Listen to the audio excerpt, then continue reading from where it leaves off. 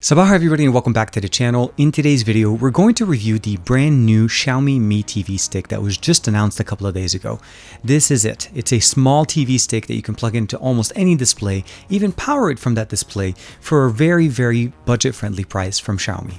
This is TK and this is the Xiaomi Mi TV stick. Let's check it out.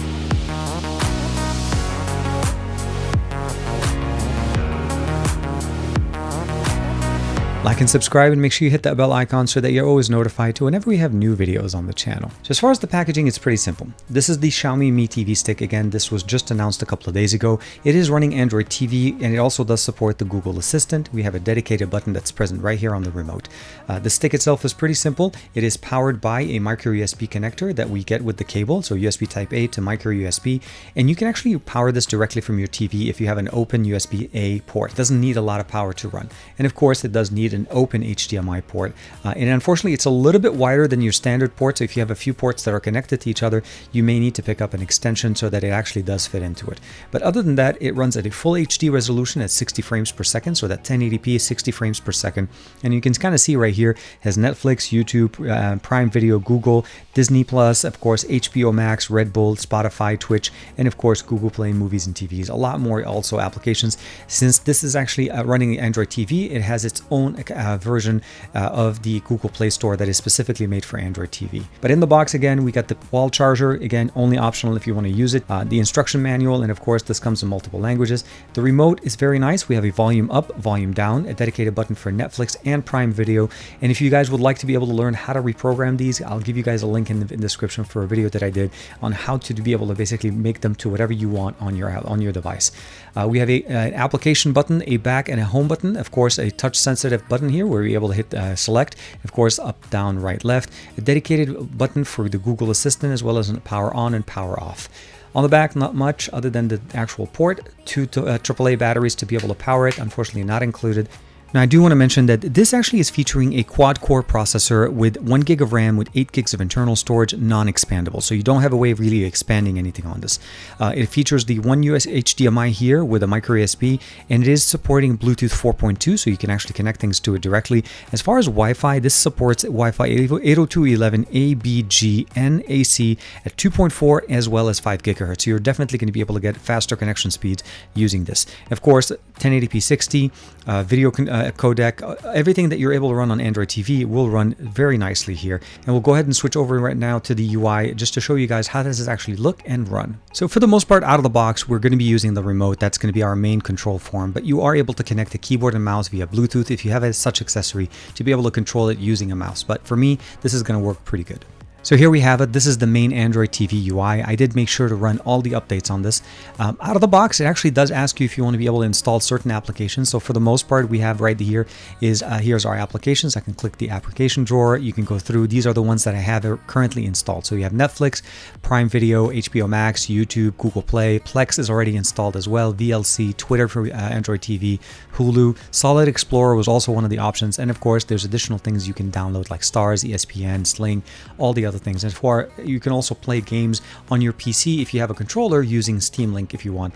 It aggregates everything based on the applications installed, and you can customize this actual entire setup.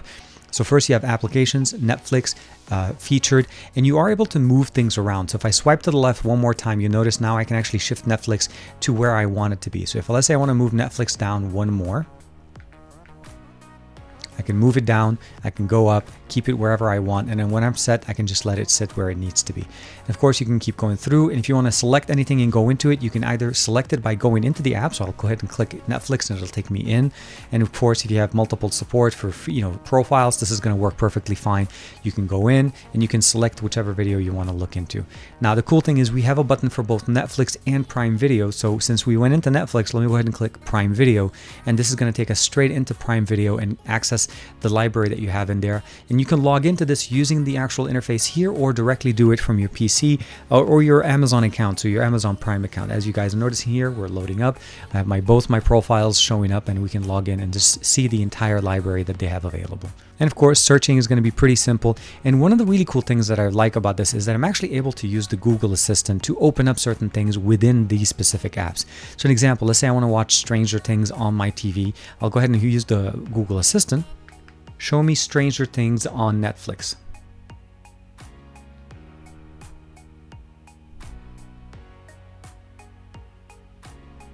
And the assistant is smart enough to actually know to open up Netflix and then do a search for Stranger Things. And of course, you can actually initiate things like this, like, play Stranger Things from Netflix. It'll go ahead and open it up and start as long as there's no pin code that you need to put in for parental controls. So really nice, very simple. And of course, you can ask different things to automate things around the house, like turn on lights, turn off the lights. And of course, it interacts with almost any kind of Google search, like show me the weather. So all of those things are very simple. And as far as the actual menu, you go all the way to the top to initiate the assistant or using the button. You can also use the online keyboard or the on-screen keyboard, and settings is present right there on the top right next to the actual time. And from this menu, you're able to get into the device preferences, go into about, and of course you can check under system update. If there is any system updates available, you can select that and check. Again, currently no updates, and it is running the latest version of Android TV on here. You can also restart, and if you press and hold the power button, you actually also get a restart button on the actual UI. So it's very nice and very simple. You can check the status. You can see here we're running Android 9.0 with March 5th security patch update. And of course, you can go in there, customize language, keyboard, display resolution. Maximum right now is 1080p at 60 frames per second. And of course, you can see here 60 Hertz, and that will be the best that we're able to do. You're also able to turn on the CEC function, which is really cool, as I'm showing you guys right now. And I'm able to actually use that on my regular TV because the interface that I'm using now to capture does not support it. And you're able to actually turn on and turn off the TV by just using the actual mechanism, which is really, really cool. The app drawer button opens up directly access to the app drawer, and you can go directly into the Google Play Store or Google Games on the Play Store, and of course accessing all your other apps. And you can again customize and change the volume on here. So you notice there's a volume meter here, and this does not actually connect to the TV volume meters. This is the actual UI volume meter on the MiTv stick. So very easy, very simple, and extremely portable to be able to enjoy your content anywhere in any way, shape, or form. As long as you have a TV, you can plug this into a hotel TV and power it from a USB port and you're set. So what do I think about the MiTv stick? And we'll talk about the pros and cons and what we're getting here. So keep in mind that this is about 40 bucks. So regardless of where you're getting it from and you do the conversion for currency, so in the US it's about 43 bucks. I'll give you guys a link for that in the description. In Europe, they announced it about 40 euros. So again, roughly about the same thing, 40 bucks. And from my understanding, at least, at 1080p 60 frames per second, and it is super portable, and you can actually charge it from your TV, means you don't need a proprietary brick that can also, or, the power brick that you can use with it. I think this becomes very portable and very nice for traveling. You can get into a hotel room, you can go to a friend's house, and you can plug it in directly into a TV, and it's easy to work, and all your configurations are set.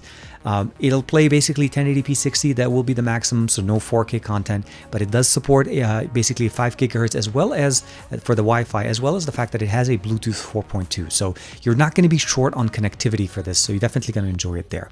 Now, as far as some of the things that are concerning me a little bit here, even though this is a quad-core processor with 1 gig of RAM, I feel like this would have done a little bit better running with at least 2, and of course expandable storage, or at least a 16 gig model. But I'm hoping maybe they'll have something like that in the future. But again, at 40 bucks, I think this is a great deal if you're looking for a small form factor Android TV running basically a TV stick from Xiaomi. And of course, you'll start receiving updates. You can customize the buttons to whatever you'd like them out of the box. They're Netflix as well as Amazon Prime. And again, I'll give you guys a link in the description below if you'd like to reconfigure that for anything else. Let me know, what do you guys think of the MiTv stick? Have you used Xiaomi devices before? For me, I've used their Xiaomi their 4K TV boxes for a long time, and I did even purchase the updated one they've released in the US. I feel like they're great bang for the buck, especially for what you're getting. It's pure content consumption heaven. It's easy. You just install the applications, log into it, and again, you're getting Dolby with the sound, and of course a whole bunch of different things that you can actually install and use it with it. Like and subscribe as usual. Thank you very much for the support, and of course thank you to Xiaomi for sending me this unit to be able to check out and share with you guys my opinions. I'll see you guys in the next video.